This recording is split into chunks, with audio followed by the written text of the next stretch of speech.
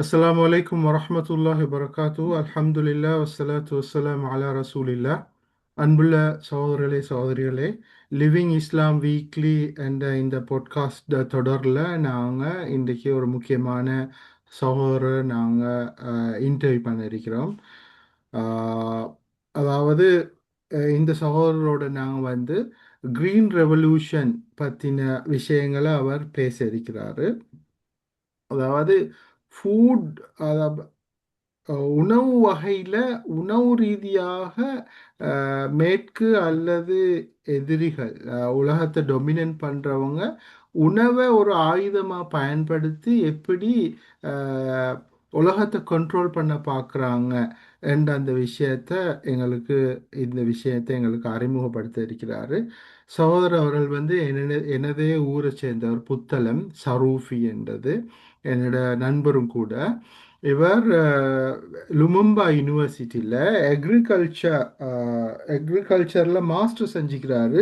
Genetics and selection என்ற அந்த ஏரியாவில் மாஸ்டர் செஞ்சுக்கிறாரு. அதோட லுமும்பா யூனிவர்சிட்டி ரஷ்யாவில். அடுத்தது biological fertiliser products and waste management என்றது என்றது என்றதோட சம்மந்தப்பட்ட ஒரு கம்பெனியில் 2 வருஷம் வேலை செஞ்சுக்கிறாரு. இந்த விஷயத்த எங்களோட பேசுகிறதுக்கு அவரோட ரிலவன்சியை நான் பேசி கொண்டிருக்கிறேன். எக்ரிகல்ச்சரில் மாஸ்டர் செஞ்சவர் ரஷ்யா யூனிவர்சிட்டியில். அடுத்தது இந்த விஷயத்தில் biological fertiliser products and waste management என்றதோடு சம்மந்தப்பட்ட ஒரு கம்பெனியில் 2 வருஷமாக வேலை செஞ்சுக்கிறாரு. மாத்திரமல்ல, இவர் தண்ட ஓன் 8 ஏக்கர் தோட்டம் ஒன்றை வச்சு அவர்கிட்ட படித்த விஷயங்களை அதோட பல எக்ஸ்பெரிமெண்ட்ஸ் செஞ்சு வரதாகவும் அவர் சொல்கிறார். சௌர் அவர்கள் புத்தளத்தை சேர்ந்தவர், ஆனால் இப்போ ஃப்ரான்ஸில் ஃபேமிலியோட மைக்ரேட் ஆகி இருக்கிறாரு. சௌர் அவர்கள் நிறைய அவரோட எனக்கு சம்மதம் இருக்குது. நீங்கள் வாட்ஸ்அப் குரூப் ஒன்று கூட இருக்குது. அவர் நிறைய ஐடியாஸ் ஷேர் பண்ணுவார். அந்த நிலையில தான் அவர் இந்த, அதாவது அதை ஃபுட்டை ஒரு வெப்பனாக எப்படி டொமினன்ட் பண்ணுறவங்க பயன்படுத்துகிறாங்க என்றதை ஒரு கருத்தை முன்வைக்கணும், அதை ஷேர் பண்ணணும் என்று சொன்னார். ஸோ அவர்களே இந்த கருத்துக்களை சொன்னபோது எனக்கு இதுட இஸ்லாமிய பின்னணியை அல்லது இதை பற்றி எனக்கு வந்த கருத்துக்களை, ஒரு நலிமின்ற வகையில் எனக்கு வர கருத்துக்களை அவங்களோட நான் ஷேர் பண்ணிக்கொள்ள பார்க்குறேன். அல்லாஹ் தாலா ஷைத்தான் அல்லாஹ்க்கு மாறு செஞ்ச போது, அல்லாஹ் அவனை சுஜூது செய்ய சொன்ன போது, ஆதமுக்கு சுஜூது செய்ய மறுத்த போது, ஆஹ் அல்லாஹ் அவனை சபிச்ச போது முதலாவது அவன் கேட்டது என்னன்னா, என்ன மறுமை நாள் வரை வாழ வையா அல்லான்னு கேட்டது. அதுக்கு அல்லாஹ் தாலா சொல்றான், யூ ஆர் கிராண்டட், நான் உனக்கு அதை அனுமதிக்கிறேன். அப்ப அல்லாஹ் அவனுக்கு சொல்றான், வஸ்தஃசிஸ் மனிஸ்ததாத மின்ஹும் பிசௌதிக வஅஜ்லிப் அலைஹிம் பிகைலிக வரிஜ்லிக வஷாரிக்ஹும் ஃபில் அம்வாலி வல் அவுலாதி வஐதுஹும் வமா யஐதுஹும் ஷைத்தானு இல்லா குரூரா. அல்லாஹ் சொல்றான், வஸ்தஃசிஸ், நீ இவங்களை உசுப்பேத்துறதுக்காக அல்லது அவங்களோட பூமியிலிருந்து வெளியேற்றுறதுக்காக அல்லது அல்லாஹ்க்கு மாறு செய்யறதுக்காக உன்னால் முடியுமான அஹ், உனது உனது சவுண்ட், உனது சத்தம் என்ற அந்த ஆயுதத்தையோ, வாஜிலிப அலைஹிம் பிஹைலிக்க, அதே போன்று உனது குதிரை படையாக இருக்கட்டும், உனது காலாட்படையாக இருக்கட்டும், இவற்றையெல்லாம் கொண்டு இந்த எனது அடியார்களை எனக்கு எதிராக தூண்டிப்பார். ஒஷாரிக்கும் ஃபில் அம்வாலி வல் அவுலாத், மேலும் அவங்கள்ட செல்வங்கள், அவங்கள்ட அதாவது அவங்களோட சந்ததிகள், இவங்களுக்குள்ளே எல்லாம் புகுந்து நீ அவங்களுக்கு பயம், பீதி இவற்றையெல்லாம் வாக்களித்து பார். ஒமா யாய்தும் ஷெய்தான் இல்ல குரூரா, என்றாலும் ஷெய்தான் வாக்களிப்பதெல்லாம் வெறும் ஒரு கற்பனையைத்தான் அல்லது வெறும் மாயைத்தான் என்று அல்லாஹ் தாலா சொல்லி கொண்டிருக்கிறான். இதை நான் சொல்லலாம். இது சூரத்துல் இஸ்ரால 64வது வசனத்தில் பதியப்பட்டிருக்குது. அந்த வகையில இது வந்து ஷைத்தாண்ட ஆயுதமாக இருக்க போது, சத்தத்தால வர இருக்கிறான். அவன் காலாட்படை இருக்க போகுது, அவன் குதிரைப்படை இருக்க போகுது. எங்கள்ட்ட செல்வங்களுக்குள்ளால புகுந்து அதுக்குள்ளால வறுமை, இழப்புகள், புள்ள செல்வங்கள்லேயும் தான் இழப்புகள் பற்றி அவன் பிழையான பய பீதியை உண்டாக்க இருக்கிறான் என்றதெல்லாம் பற்றி அல்லாஹ் தாலா அவனுக்கு அனுமதிக்கிறான். நீ இவ்வாறு நீ இந்த விஷயத்துல எனக்கு முஸ்லிம்கள் அல்லது எந்த அடியார்களை எனக்கு எதிராக தூண்டி விடுறதுல நீ உண்ட வேலையில செஞ்சு பாருன்னு அல்லாஹ் தாலா சொல்றான். அதே மாதிரி அல்லாஹ் தாலா சொல்லி வைக்கிற விஷயங்கள் இது வந்து இதனால தான் எங்களோட இந்த மார்க்கை எவ்வளவு தூரம் இதை நாங்கள் விரும்புகிறோம். எங்களுக்கு தெளிவாக சொல்லி தரப்பட்டு இது கவனம் ஆயிடுங்கண்டு அல்லாஹ் தாலா சொல்றான், வல வல துபுல உன்ன ஃபி அம்வாலிக்கும் வ அன்ஃபுசிக்கும். உங்கள்ட செல்வங்கள் விஷயத்திலும் உங்கள்ட உயிர்கள் விஷயத்திலும் நீங்க நிச்சயமாக சோதிக்கப்படுவீங்க. வல தஸ்மஉன்ன மினல்லதீன ஊதுல் கிதாப மின் கப்லிக்கும். உங்களுக்கு முன்னால் வேதம் கொடுக்கப்பட்டவர்களிலிருந்தும் இணை வைப்பவர்களிலிருந்தும் நிறைய ஹர்ட், நிறைய ஆம், நிறைய கஷ்டங்களை, பெயினை நீங்க எதிர்நோக்குவீங்க. அவங்கள்ட்ட இருந்து நீங்க செவி மடுப்பீங்க. அதன் கசீரா நிறைய கரைச்சல்களையும் கஷ்டங்களையும் ஹேர்ட்டையும் நீங்க அவங்கள்ட்ட இருந்து நீங்க செவியுறுவீங்க. ஒயின் தஸ்பிரு தத்தகு ஃபைன் தாலிக மின் அஸ்மில் உமூர். அந்த நேரம் எல்லாம் நீங்க உங்கள்ட்ட அந்த கோர்ஸ்ல நீங்க ஸ்டெட்ஃபாஸ்டா இருந்து அல்லாவுக்கு பயந்து நீங்க நடந்து கொண்டால் அது மிக உண்மையிலே ஒரு பெரிய ஒரு புருடத்துவம் என்று அல்லாஹ் தாலா சொல்லிக் கொடுக்கிறார். சூரத்து ஆல இம்ரான்ல 186வது வசனம். அதே மாதிரி அல்லாஹ் தாலா சொல்றது என்றால், ஒல தஜிதன் அஷத்தன் நாசி அதாவத லில்லதீன ஆமனுல் யஹூத். விசுவாசிகளுக்கு மிகவும் இறுக்கமான மிகவும் கடினமான எதிரியாக யூதர்களை நீங்க காண்பீங்க, காண இருக்கிறீங்க. தஜிதன், நிச்சயமாக யூதர்கள் விசுவாசம் கொண்டவர்களுக்கு மிக கடினமான ஒரு கஷ்டத்தை கொடுக்க இருக்கிறாங்க, அதை நீங்க பார்க்க இருக்கிறீங்க என்று அல்லாஹ் தாலா சொல்றான்.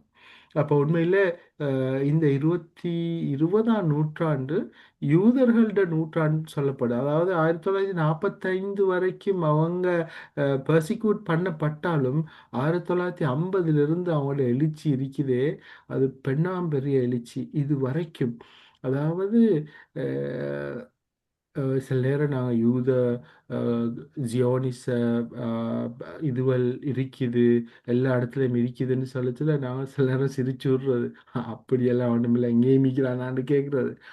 ஆனால் அவங்கள்ட்ட அவங்களோட நோபல் ப்ரைஸ் வின்னர்ஸும் அவங்கள்ட்ட பிரெயினும் சம்பவம் எல்லாம் அவங்களுக்கு சம்திங்கை கொடுத்தாங்க, அல்லது அவங்க பிளான் பண்ணினாங்க. அவங்க ஈஸ்டர்ன் வேர்ல்டில் அவங்க ஆஹ் அதாவது 1945 காலங்களில் கிழக்கு ஐரோப்பாவில் அவங்க பர்சிக்யூட் பண்ணப்பட்ட போது அவங்க பிளான் பண்ணி அமெரிக்காவுக்கு போனாங்க.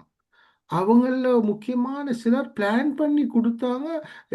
அதாவது நல்ல பணக்காரர்களாக இருக்கணும், நல்ல அறிவுள்ளவர்களாக இருக்கணும், அஹ், அதாவது அரசியல்ல நல்ல இன்ஃப்ளூயன்ஸ் இருக்கணும். இது போன்ற இதுகள் இருந்தால் தான் இதுக்கு பிறகு நாங்கள் பாதிக்கப்பட மாட்டோம்ண்டு அவங்க பிளான் பண்ணி நல்ல பல இடங்களில் முக்கியமான பொசிஷன்களை வந்தாங்க. எனவே உலகத்தில் இப்போ வந்து டொமினன்ஸ் வந்து அமெரிக்கான்னு சொன்னதுக்கு இவங்க பிளான் பண்ணாங்க.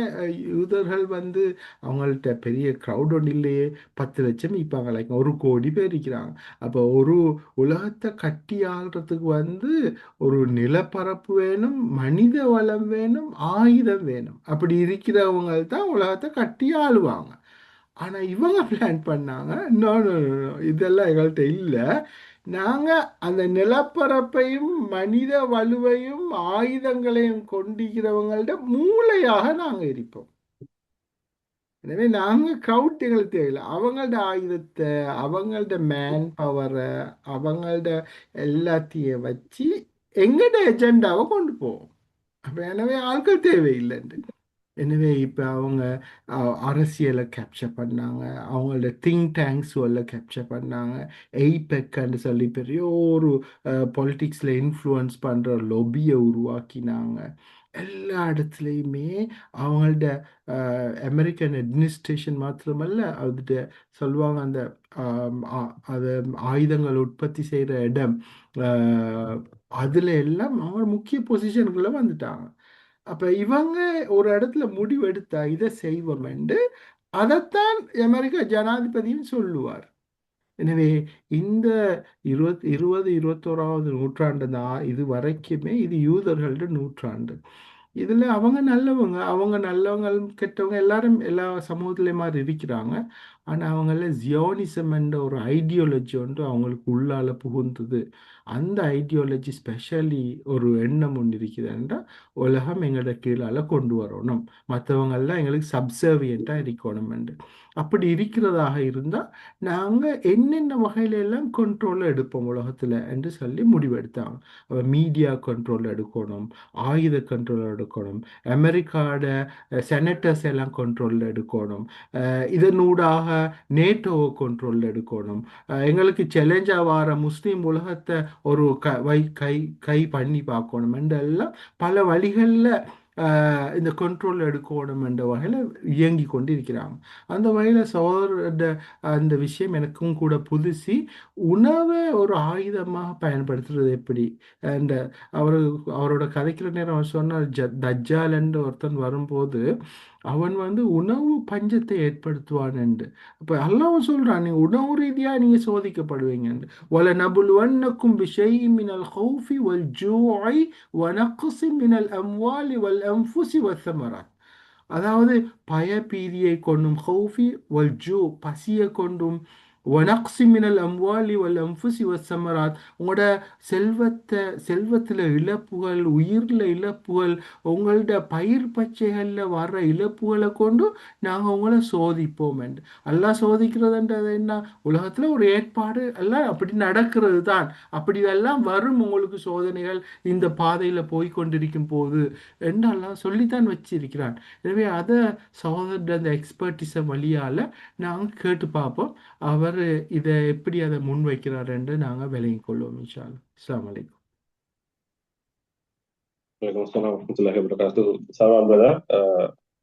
رب اشرح لي صدري ويسر لي أمري واحلل عقدة من لساني ويفقهوا قولي. அஸ்ஸலாமு அலைக்கும் எவ்ரிபடி. சல்மான் பிரதர் அந்த முதல் வார தேடல்ல சொன்ன மாதிரி தான் இந்த உலகத்தை லீட் பண்ணி போறதுக்கு வெஸ்ட், குறிப்பா இப்போ தற்காலத்துல அமெரிக்கா அவரோட அந்த ஏகாதிபத்தியத்தை நிலைநிறுத்துறதுக்காக வேண்டி எந்த விலையும் கொடுக்கறதுக்கு தயாராகிறாங்க. அதுக்காக வேண்டி அவங்க நிறைய அரசியல் ரீதியா நிறைய தந்திரங்கள் செய்யறாங்கிறத நாங்க ஏற்கனவே பார்த்தோம். அதுல ஒரு தொடர்ச்சியா தான் இது இருக்க போகுது அப்படித்தான் நான் நினைக்கிறேன்.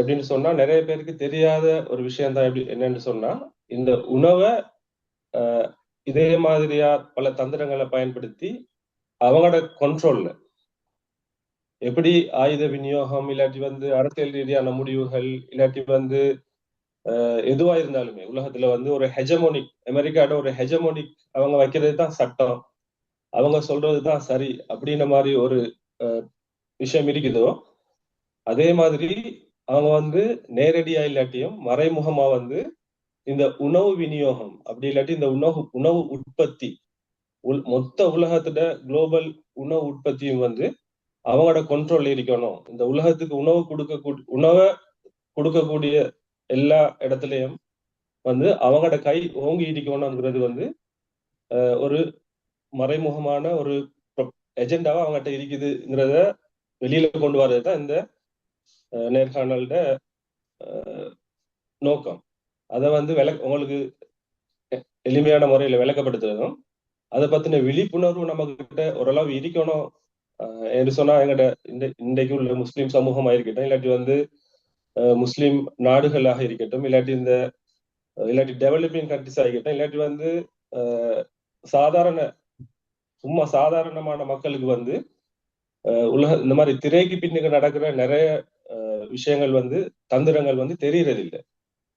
அவங்க இது சாதாரண ஒரு விஷயம்தான், இவங்க சொன்னா சரியா தாங்கிக்கும் அப்படின்ற மாதிரி ஒரு கோணத்துல எடுத்துட்டு போறதால அவங்க ஒரு அந்த அந்த அந்த கேட்டஸ்ட்ராஃபை சந்திக்கிற டைம்ல தான் அவங்களுக்கு தெரியும் ஆஹா இது முன்னுக்கே இருந்தே தள்ளப்பட்ட ஒரு காய். இது முன்கூட்டியே தொடங்கின ஒரு நகர்வுங்கிறது வந்து அவங்க வந்து அந்த அனர்த்தத்தை சந்திக்கிற நேரத்துல தான் அது தெரியும். அது நம்ம வந்து உதாரணமா பார்த்தோம் வந்து நிறைய இடங்கள்ல பாத்திக்கிறோம். அதே மாதிரி நம்ம சமீபத்துல வந்து காசால பார்த்தோம். அவன் சாப்பாடை ரிலீஸ் பண்ணாட்டி சாப்பாடு இல்லை. சாப்பாடான உலகத்துல இருக்குது, நாங்க எங்கள்கிட்ட இருக்குது, பக்கத்துல இருக்கிறாங்கள்ட்ட இருக்குது. ஆனா சாப்பாடை தேவையான ஆட்களுக்கு கொண்டு போய் கொடுக்குற அதிகாரத்தை வந்து அவங்க வச்சுக்கிட்டாங்க. இப்ப இதே மாதிரி தான் மொத்த உலகத்துக்கு கொடுக்குற சாப்பாட்டையுமே கண்ட்ரோல் பண்ற அந்த இடத்தை நோக்கி இவங்க போறாங்கிற விஷயங்களை கதைக்கிறதுக்கு தான் நான் அன்றைக்கு ட்ரை பண்றேன்.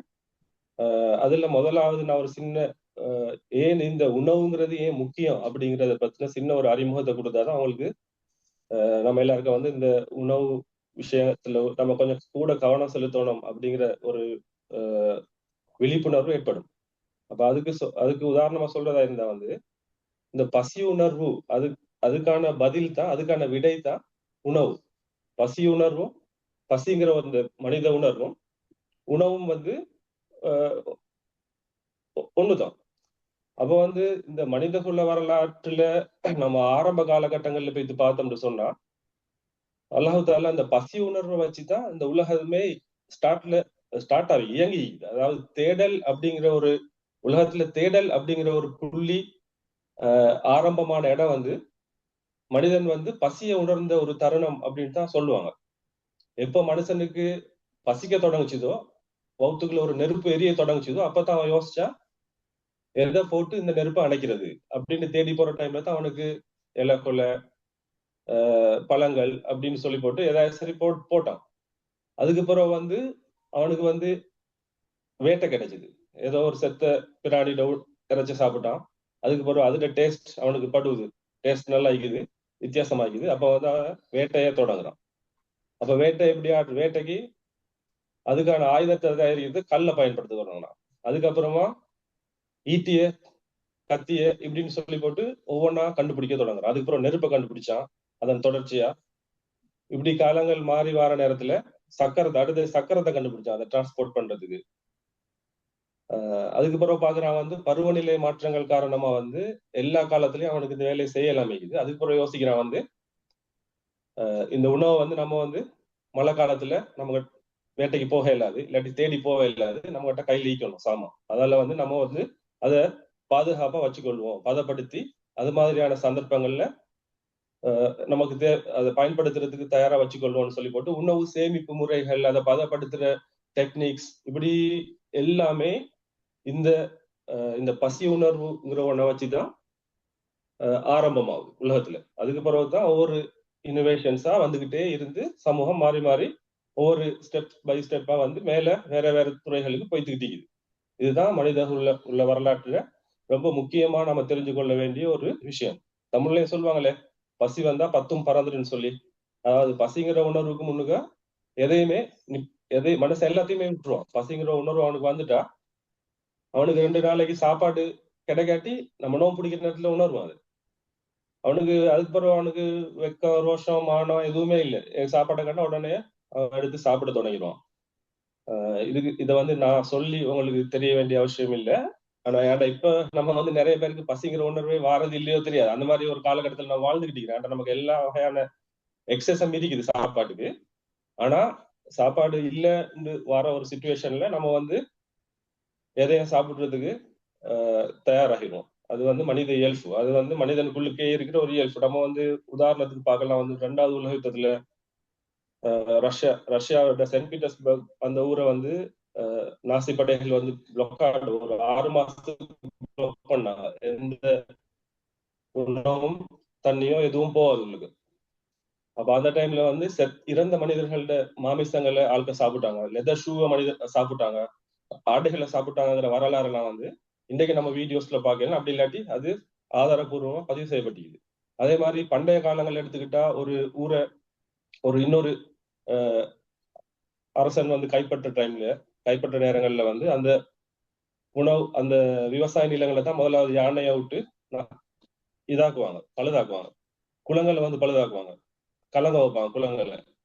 அதுக்கு பிறகு அவங்களோட சேமிப்புகளை எல்லாம் வந்து சூறையாடுவாங்க, இல்லாட்டி எரிப்பாங்க. என்னன்னு சொன்னா இவனுக்கு அந்த உணவை வச்சு இவனை அடிமைப்படுத்துறது தான். அதுக்கப்புறம் அடிமையா பிடிச்சிட்டு போயிடுவாங்க. அவனுக்கு சாப்பாடு இல்லாட்டி அவன் கட்டாயமா அவங்க சொல்றதுதான் கேட்டாகணும். இப்படியான விஷயங்களை நாம வந்து அதே தான் காசாலையும் நடந்துச்சு. இப்ப இந்த மாதிரி வரலாற நாம பாக்குறோம். அதே நேரத்துல மிக முக்கியமா வந்து நம்ம தெரிஞ்சு கொள்ள வேண்டிய இன்னொரு பாயிண்ட் என்னன்னு சொன்னா, மறுமையிலேயும் வந்து மனிதனுக்கு இந்த பசி உணர்வு திருப்பி கொடுக்கப்படும். அதுக்கு வந்து அல் குரான்ல இருந்து நிறைய உதாரணங்கள் இருக்குது. அல்லாஹு தாலா குரான்ல அழகா விளக்கப்படுத்துறான். சொர்க்கத்தில் இருக்கிறார்களுக்கு வந்து வஃபாகிஹத்தும் மிம்மா யதஹய்யரூன் வலஹ்மி தைரிம் மிம்மா யஸ்தஹூன். அதே மாதிரி குல்லமா ருசிகு மின்ஹா மின் சமரத்தின் ரிஸ்கன் காலு ஹாதல்லதி ருசிக்னா அப்படின்னு சொல்லி போட்டு சொர்க்கத்தில் இருக்கிறார்களுக்கு வந்து சிறப்பான சாப்பாடு கொடுக்கப்படும். பறவைகளோட மாமிசங்கள் கொடுக்கப்படும், பழங்கள் கொடுக்கப்படும். அப்ப அதெல்லாம் வந்து இது நான் ஏற்கனவே டெஸ்ட் பண்ணது தானே அப்படின்னு சொல்ற டைம்ல டெஸ்ட் பண்ணி பார்த்தா அது வேற ஒரு டெஸ்ட் வைக்கணும். அந்த ஒரு அதுக்கு ஒரு இன்ஃபினிட்டியான ஒரு டெஸ்ட் அல்லாஹு தாலா சடைக்காம கொடுத்துக்கிட்டே இருப்பான்னு சொல்லி சொல்றான். அதே மாதிரி நரகத்தில் இருக்கிற ஆட்களுக்கு அதுக்கு எதிராக சொல்றான். ஒல்லை செல்லகும் அல்லா தாமின் மில்லரி லாயுஸ்னி வல்லாய் மினு மிஞ்சு அப்படின்னு சொல்றான். நாங்க வந்து ஒரு முள்ளு செடியில இருந்து சாப்பாடு கொடுக்கப்படும். ஆனா அதுல வந்து அவனுக்கு பசியோ அதுல திருப்தி அவனுக்கு கிடைக்காது. அப்படின்ற மாதிரி ஒரு அதாப கொடுப்பேன்னு சொல்லி போட்டு வேதனைய மிச்ச கஷ்டம் தாங்க இல்லாத ஒரு கஷ்டத்தை சாப்பாடு மூலமா கொடுக்கப்படும். அந்த பசி உணர்வு வந்து அவன் சாப்பிடுறதுக்கு தேடுவான். அப்ப அந்த டைம்ல சாப்பாடு கொடுக்கப்படும். ஆனா அதுல அவனுக்கு வந்து திருப்தி வராது, அது செட்டிஸ் ஆகாது. அது பசியை வந்து அது இல்லாமல் ஆக்காது. அப்ப வந்து இப்ப உங்களுக்கு விளங்கிக்க வந்து இந்த பசி உணர்வு அதோட தொடர்ந்து அதுக்கு விடையாக கிடைக்கிற இந்த உணவு எவ்வளவு முக்கியம்ங்கிறது ஓரளவு விளங்கிக்கன்னு நினைக்கிறேன். அப்ப இதை வந்து எப்படி இப்ப நவீன காலத்துல இது வந்து நம்ம கொண்டு வரோம்னு சொல்லி சொன்னா, இதுக்கு நல்ல ஒரு உதாரணம் சொல்லுவாங்க அப்படின்னு சொன்னா, ஹென்ரி கிசிங்கர் அப்படின்னு சொல்லி போட்டு ஒரு செக்ரட்டரி ஆஃப் ஸ்டேட் யுஎஸ்ல வந்து 70s இருந்தாரு. 70கள்ல ஹென்ரி கிசிங்கர்னு ஒரு மிகப்பெரிய ஆளுமை, அரசியல் ஆளுமை வந்து அமெரிக்கால இருந்துச்சு. அப்ப அவர் இந்த உணவு சம்பந்தமான ஒரு ஒரு மீட்டிங்ல இத்தாலியில நினைக்கிறேன். அப்ப அந்த இடத்துல அவர் 70ஸ்ல தான் அவர் பேசுற டைம்ல அவர் சொல்றாரு, control oil, you control nations. control foods, you control the people சொல்றாரு. அதாவது அந்த நேரத்துல வந்து அமெரிக்கா இவங்க எல்லாம் வந்து இந்த ஒயில் கண்ட்ரிஸ் எப்படி அவங்களோட கைக்குள்ள போடுறது, எப்படி இந்த பிசினஸ் அவங்களோட சைடுக்கு திருப்புறது, இந்த மாதிரியான விஷயங்கள்ல அவங்க ஈடுபட்டுக்கிட்டு இந்த நேரம் இவர் ஒரு வேற ஒரு ட்ராக்க சொல்றாங்க அப்படின்னு சொல்லி சொன்னா, நீங்க ஒயில கண்ட்ரோல் பண்ணீங்கன்னு சொன்னா உங்களுக்கு வந்து சில நாடுகள்ல மட்டும்தான் உங்களுக்கு கண்ட்ரோல் பண்ணல. ஆனா நீங்க வந்து உணவை கண்ட்ரோல் பண்ணுவீங்களா இருந்தா நீங்க முழு மனித சமூகத்தையுமே கண்ட்ரோல் பண்ணலாம் அப்படிங்கிற ஒரு கருத்தை அவரே வச்சுக்கிறாரு. அப்போ இது மாதிரி இது வந்து நமக்கு தெரிஞ்ச விஷயம் தான். ஆனா இதுக்கு முன்னுக்கவே 1800கள்ல போய் பாத்தீங்கன்னு சொல்லி சொன்னா, மெக்கலே உங்களுக்கு தெரிஞ்சுங்க, லார்ட் மெக்கலேன்னு சொல்லி ஒரு ஆள் இந்தியாவுக்கு வந்தாரு 860 சொச்சத்துல 30 சொச்சத்துல நினைக்கிறேன், எனக்கு சரியா டேட் நினைப்பில்ல. 1830 இருந்து 40 மட்டும் அவர் இந்தியாவில இருந்திருக்கிறாரு. அப்ப அந்த டைம்ல வந்து இந்தியாவில் அவர் விசிட் பண்ண டைம்ல அவர் பாக்குறாரு வந்து இந்த அவங்களோட செல்ஃப் சஃபிஷியன்ட் சொல்லுவாங்க, அவங்களோட தன்னிறைவு, அந்த பொருளாதாரம், அவங்களுக்கு தேவையான உணவு அவங்களே தயாரிக்கிற விதம், இந்த விவசாய நிலங்களோட செழிப்பு, அந்த மண்ணிட வளம், இதெல்லாம் பாக்குற டைம்ல அவருக்கு விளங்குது வந்து இவங்களுக்கு எந்த குறையும் இல்லை சாப்பாட்டு விஷயத்துல. அவங்களோட பண்பாடு ரீதியாவே அது வந்து அவங்களுக்கு கொடுக்கப்பட்டிருக்கு. பாரம்பரியமாவே அது அவங்களுக்கு வழங்கப்பட்ட ஒரு கொடை மாதிரி அவர் பாக்குறாரு. அதை அவர் நோட் பண்றாரு. அவர் பார்லிமெண்ட்ல புறம் வந்து ஸ்பீச் பண்ற டைம்ல அதை சொல்றாரு. இந்த பண்பாட்டு விளிமியங்களை, இந்த குறிப்பா இந்த விவசாயம் தான் இவங்களோட முதுகெலும்பு. இந்த முதுகெலும்பை உடைக்காத வரைக்கும் எங்களால வந்து டோட்டலா வந்து இந்தியாவை எங்களுக்கு கண்ட்ரோலுக்குள்ள கொண்டு வர இயலாது. அதாவது எப்படின்னு சொன்னா அவர் சொல்றாரு, நம்ம வந்து உருவாக்கணும் எப்படின்னு சொன்னா, பார்வைக்கு வெளி தோட்டத்தில் அவங்க வந்து இந்தியர்கள் ஆயிக்கணும், கலர்ல அவங்க இந்தியர்கள் ஆயிக்கணும். ஆனா அவங்களோட சிந்தனை எப்படி இருக்கணும்னு சொல்லி சொன்னா, வெளிநாட்டுல இருந்து வார எல்லாமே நல்லது, இல்லாட்டி வந்து இங்கிலாந்துக்காரன் இல்லாட்டி ஆங்கிலேயர்கள், அந்த டைம்ல ஆங்கிலேயர்கள் சொல்றது எல்லாமே சரிதான், அவங்க சாப்பிடுறது எல்லாமே நல்லது, அவங்க தரது எல்லாமே நல்லது அப்படிங்கிற மாதிரி ஒரு கருத்தை வார மாதிரியான விஷயங்களை நம்ம அவங்களுக்கு உட்புகுத்தாட்டி அவங்கள நமக்கு வேலை இல்லாது. அதாவது அவர் ஒரு சைக்காலஜிக்கல் ஒரு ட்ரெப்ப சொல்றாரு. இது மாதிரி மாத்தினாதான் நம்மட விஷயங்களை நம்ம கொண்டு போகலாம், நம்மட கடையை நமக்கு விதிக்கலாம், நம்ம சொல்ற மாதிரி இவங்களை மாத்தலாம். அப்பதான் நம்ம வந்து ஒரு சுப்ரீம்சி, அவங்களோட அந்த ஒயிட் சுப்ரீம்சியை வந்து டொமினேட் பண்ணலாம் அப்படின்ற மாதிரி ஒரு கருத்தை அவர் முன்வைக்கிறாரு. அதுக்கேற்ற மாதிரி அவருக்கு அனுமதி கிடைக்குது என்னன்னு சொன்னா, முதலாவது ஸ்கூல்ஸ், இந்தியாவில இருக்கிற ஸ்கூல்ஸுக்கு வந்து பாடத்திட்டங்களை வகுக்கிறதுக்கு. இன்றைக்கு வரைக்கும் மெக்கலே போட்ட அந்த தண்டவாளத்துல தான் நம்மளோட எஜுகேஷன் சிஸ்டம் ஓடிக்கிட்டு இருக்குது. அது உங்களுக்கு தெரிஞ்சுக்க நினைக்கிறேன். சின்ன சின்ன அந்த அந்த தண்டவாளத்துல வர சின்ன சின்ன அந்த ட்ரெயின் கம்பார்ட்மெண்ட்டை மாத்துவாங்களே தவிர டோட்டலா ஒரு புது சிஸ்டம் இது வரைக்கும் உருவாக இல்லை. அதுக்கு நிறைய ட்ரை பண்றாங்க. ஆனா இன்னும் டோட்டலான ஒரு சிஸ்டம் இன்னும் வர இல்லை. இப்ப இந்தியா, ஸ்ரீலங்கா, பாகிஸ்தான், பங்களாதேஷ், பழைய இந்தியா நான் சொல்றேன், இதுல இருக்கிற நாடுகள்ல எல்லாம் வந்து 1800 மெக்கலே போட்டு அவங்களுக்கு தேவையான அந்த சிஸ்டத்துல தான் வந்து எஜுகேஷன் சிஸ்டமே நீங்கிக்கிட்டு இருக்கு. அப்ப அதுலதான் நம்மள படிச்சுக்கணும். அப்போ அதாலதான் நமக்கு வந்து இந்த மேற்கு நாடுகள்ல உள்ள இந்த இங்க வெளியாகிற ஒரு மாணவனுக்கும் ஒரு பல்கலைக்கழகத்திலேயோ இல்லாட்டி வந்து பாடசாலையிலேயோ வெளியாகிற ஒரு மாணவனுக்கும் இங்க வாழ்ற அங்க இருக்கிற ஆட்களுக்கும் இந்த ஒரு சில சில கெப்ஸ் வர்றது இதாலதான். இப்ப நான் விஷயத்துக்கு வரேன் என்னன்னு சொன்னா, அப்போ வந்து அவங்க குறி வச்சுட்டாங்க வந்து இந்த விவசாயம், இவங்களோட இந்த பாரம்பரியமா இவங்க செய்யற இந்த விவசாயம் எல்லாம் வந்து விவசாய மெத்தட்ஸ், இதுல வர உணவு உற்பத்தி எல்லாம் வந்து காலத்துக்கு பொருத்தம் இல்லை, சரி வராது அப்படிங்கிற மாதிரி ஒரு விஷயத்தை இவங்களுக்கு புகுத்தோணும் அப்படிங்கிற ஒரு கருத்து 1800 முன்வைக்கப்பட்டு, அது அந்த ஸ்பீச் பார்லிமெண்ட்ல அவர் ஸ்பீச் பண்ண ஸ்பீச் இன்னும் இருக்குது. உங்களுக்கு அதை பத்தி பார்க்கலாம். அப்ப இதன் தொடர்ச்சி என்ன நடக்குதுன்னு சொல்லி சொன்னா, அந்த ஹென்ரி கிஸ்ஸிங்கர் மாதிரி ஆட்கள் வாழ்ந்த பீரியட்ல 60ஸ்ல அதுக்கப்புறம் முதல் உலக யுத்தம், 2வது உலக யுத்தம் எல்லாம் வருது உலகத்துல. அப்ப அதுல வந்து நிறைய கெமிக்கல் வெப்பன்ஸ் பாதிக்கப்படுது.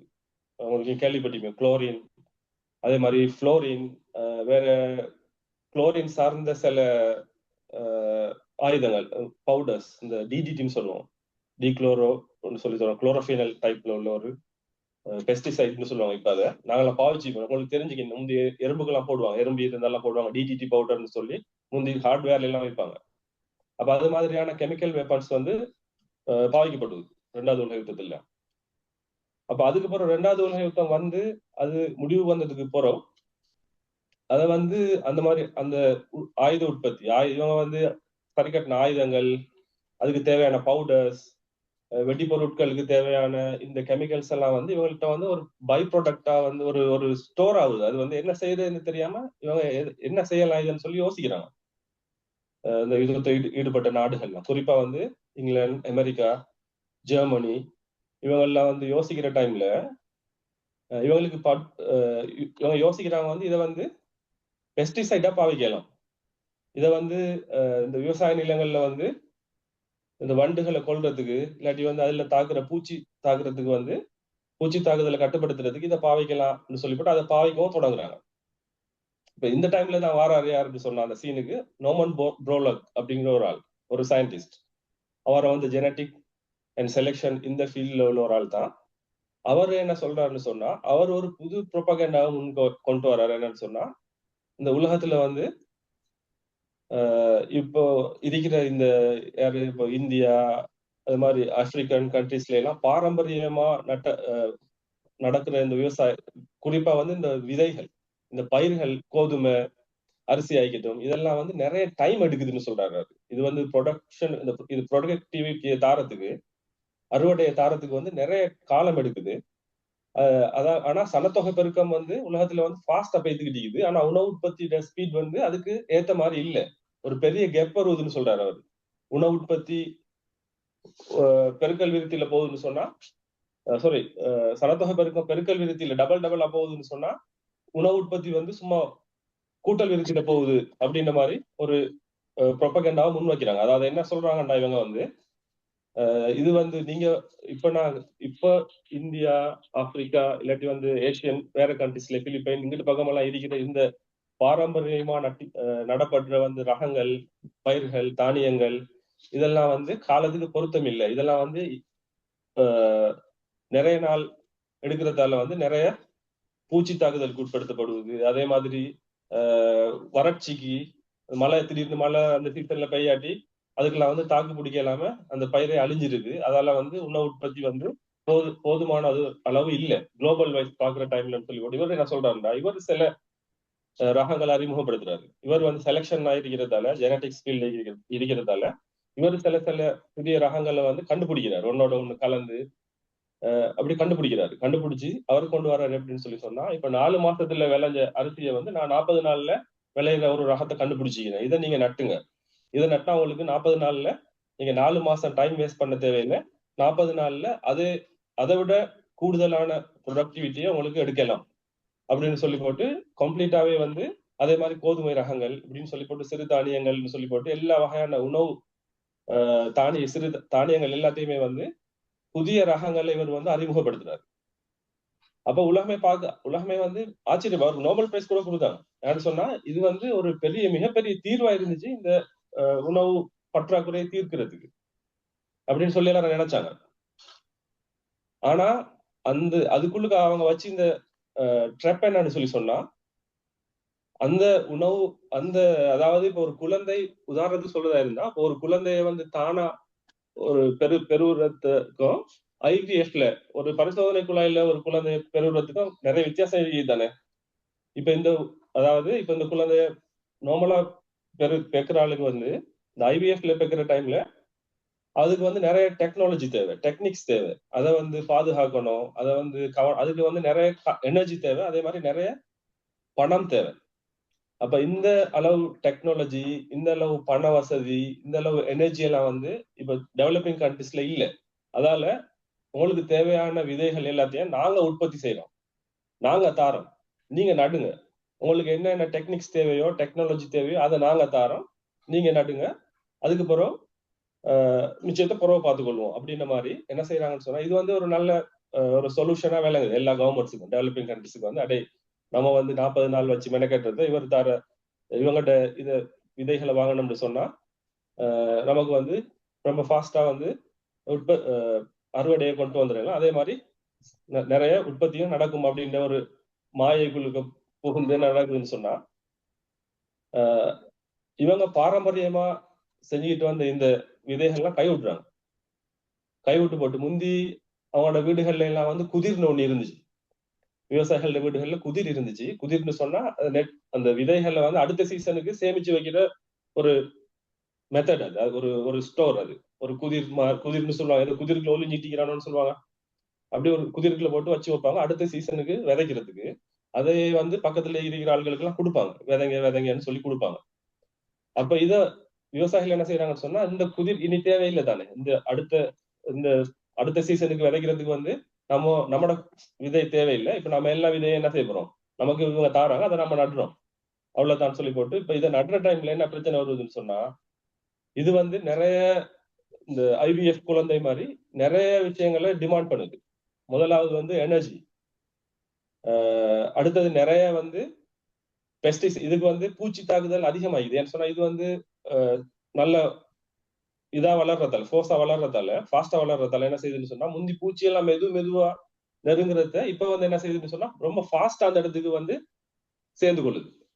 இப்ப பூச்சியோட போராடணும் ஒரு பக்கம், அதே நேரத்துல இதை வளர்த்து முடியறதுக்கு நிறைய வந்து எனர்ஜி நான் சொன்னேன், அதுக்கு வந்து நிறைய ஃபர்டிலைசர்ஸ் போடணும்.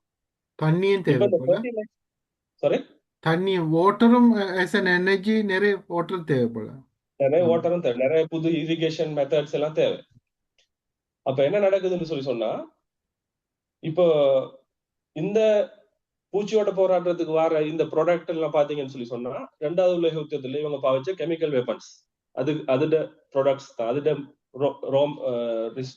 மூலப்பொருட்கள் தான் வந்து இந்த பெஸ்டிசைட் மூலப்பொருட்கள் அமைக்குது. அதே மாதிரி இவங்கட இந்த ஃபெர்டிலைசர் எடுத்து பாத்தீங்கன்னு சொல்லி சொன்னா, வெடிமருந்து தயாரிக்கிறதுக்கு பாவிச்ச நைட்ரேட்ஸ், டிஎன்டி, இதுல தான் கொண்டு வந்து யூரியா அது இதுன்னு சொல்லி போட்டு அதை வந்து சந்தைக்கு வருவது எப்படின்னு சொல்லி சொன்னா, விவசாய பொருட்களாக உருமாறி சந்தையில விற்கப்படுவது. இதை வாங்குறதுக்கு விவசாயிகள்கிட்ட காசு இல்லை. முந்தி வந்து பாரம்பரிய விவசாயிகள் எப்படி நடந்ததுன்னு சொன்னா, மானாவாரியா நடந்ததுன்னு சொல்லுவாங்க. அதாவது மழை சீசனுக்கு பெய்யும், அதுக்குள்ளுக்க எல்லாம் விதைச்சு வெட்டி எடுத்துருவாங்க.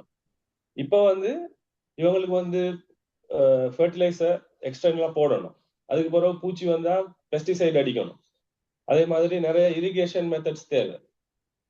அப்ப இதுக்கெல்லாம் வந்து இவங்கள்ட்ட காசு போதாது. அப்ப இதுல இப்போ இந்த காசை வந்து என்ன செஞ்சாங்கன்னு சொல்லி சொன்னா கடனா வாங்க தொடங்கினாங்க முதலாளிகள்கிட்ட. அப்ப முதலாளிகள்கிட்ட கடனா வாங்கி இவங்களுக்கு இன்கேஸ் ஒரு சீசன்ல சரியா வரும், ஒரு சீசன்ல சரியா வராது, இல்லாட்டி அதுக்கேற்ற விலை கிடைக்காது. இப்படி யாரு சொன்னா இப்போ வெஸ்டர்ன் கண்ட்ரிஸ்ல இருக்கிற மாதிரி சிஸ்டம் இல்ல அக்ரிகல்ச்சர் சிஸ்டத்தை நான் சொல்றேன். டெவலப்பிங் கண்ட்ரிஸ்ல உள்ள சிஸ்டம். இப்போ ஸ்ரீலங்கால இருக்கிற சிஸ்டம் இல்ல. ஸ்ரீலங்கால நிலங்கள் வந்து அந்தந்த விவசாயிகளுக்கு சொந்தம். சின்ன சின்ன ஏரியால தான் ஓனா செய்வாங்க. அப்ப வந்து அவங்களுக்கு வந்து அந்த ஒரு கொஞ்சம் தான் அறுவடை வரும். அதை எடுத்து அவங்க வந்து கொண்டு போய் மார்க்கெட்ல அவங்க தான் விற்கணும். வெஸ்டர்ன் கண்ட்ரிஸ் எடுத்துக்கிட்டீங்கன்னா அப்படி இல்லை. அவங்க வந்து சும்மா ப்ரொடக்ஷனை மட்டும் தான் செய்வாங்க. அவங்களுக்கு இன்சூரன்ஸ் இருக்குது. அதே மாதிரி அது விற்கணுங்கிற மார்க்கெட்டை தேடுறது அவங்களோட வேலை இல்லை. மார்க்கெட்டை தேடுறது கவர்மெண்ட் வேலை. அது அவங்க தேடி விற்று கொள்வாங்க. அறுவடை சரியா வராட்டி இன்சூரன்ஸ் பே பண்ணுவாங்க. ஆனா ஸ்ரீலங்கா, இந்தியா மாதிரி டெவலப்பிங் கண்ட்ரிஸ்ல எல்லாம் வந்து இது இல்லை. கம்ப்ளீட்டா வேற சிஸ்டம் அங்க இருக்குது. அப்ப இந்த மாதிரியான நெருக்கடிகளுக்கு விவசாயிகள் தள்ளப்பட்டு, உங்களுக்கு தெரியும் ஒரு பீரியட்ல வந்து விவசாயிகள்லாம் வந்து கொத்து கொத்தா வந்து தற்கொலை செஞ்சாங்க, கடன் கட்ட இல்லாம. அப்ப இது மாதிரி அதுக்கப்புறம் விவசாயத்துல இருந்து எல்லாரும் ஓட தொடங்கினாங்க. நான் சொன்னா இது வந்து அவங்களுக்கு செஞ்சு முடிக்கல. செஞ்சா வரவு செஞ்சு பாக்குறாங்க, வரவை விட செலவு தான் கூடிக்கிட்டே போகுது. அப்ப வந்து இதுல இந்த ஃபீல்ட் சரி வராது அப்படின்னு சொல்லி போட்டு நிறைய பேர் விவசாயத்தை விட்டு ஓட தொடங்கினாங்க. இப்ப திருப்பி அடுத்த பிரச்சனை என்னன்னு சொல்லி சொன்னா, விவசாய நிலங்கள்ல வந்து திருப்பி இதே மாதிரி உணவு பற்றாக்குறை அது இதுன்னு சொல்லி போட்டு உணவு உற்பத்தியில பற்றாக்குறை எல்லாம் வர தொடங்கிட்டு மறுக்காம திருப்பி இதே பிரச்சனை வருது. ஆனா நினைக்கல நம்ம கவனிக்க வேண்டிய பாயிண்ட் என்னன்னு சொல்லி சொன்னா, இதை வந்து ஒரு சில உலகத்துல 80ஸ்லயே வந்து இப்ப இந்த இதுதான் கிரீன் ரெவல்யூஷன் அப்படின்னு சொல்லி சொல்றது. பச்சை புரட்சி அப்படின்னு சொல்லுவாங்க. உலகத்துல வந்து நடந்த கைத்தொழில் புரட்சி 1867க்கு போறோம். கைத்தொழில் புரட்சி நடக்கிற டைம்ல உலகம் எப்படி இயந்திரமயமாகுச்சோ, எப்படி ஒரு கம்ப்ளீட்டா வேற சீன் ஒன்று வந்துச்சோ, எல்லா இதுகள்லையும் தொழிற்சாலைகள் உருவாகி வேற வேற மாதிரி இந்த உலகம் மாறினதுக்கு ஒரு காரணம் வந்து தொழில் புரட்சின்னு சொல்லுவாங்க. 1867 நடந்தது. அதுக்கு பிறகு நடந்த ஒரு பெரிய ஒரு மாற்றம், இண்டஸ்ட்ரியலைஸ் மாற்றம் வந்து இந்த கிரீன் ரெவல்யூஷன் தான் சொல்லுவாங்க 1960ஸ்ல. அதுக்கு பிறகு வந்து என்ன நடந்ததுன்னு சொன்னா, இந்த எக்ரி வந்து பிசினஸ் ஆகிடுச்சு. எக்ரி பிசினஸ் ஆகிடுச்சு. விவசாயம் கிட்டத்தட்ட 13,000 வருடங்களாக வந்து பாரம்பரியமா நடந்துகிட்டு இருக்கிற ஒரு பாரம்பரியம், ஒரு தொன்மை இருக்குது விவசாயத்துக்கு, உணவு உற்பத்திக்கு. அந்த தொன்மை எல்லாமே பிரேக் ஆகி ஒரு கம்ப்ளீட்டா ஒரு வேற ஒரு ட்ரக்குக்கு இது வந்து ஒரு பிசினஸா மாறிச்சுது அப்படின்னு சொல்லி சொன்னா இந்த கிரீன் ரெவல்யூஷன் ஊடாக தான். அப்ப இதுல லாபம் அடைஞ்சது யாருன்னு பாத்தீங்கன்னு சொன்னா, ராக்ஃபெல்லர்ஸ், டூபாண்ட், மொன்சேட்டோ இப்படின்னு சொல்லி போட்டு உலகத்துல வந்து நம்ம சொல்லுவோமே அந்த பண வெறி முடிச்ச கோஆபரேட், அவங்களுக்கு லாபம் மட்டும் தான் நோக்கம்.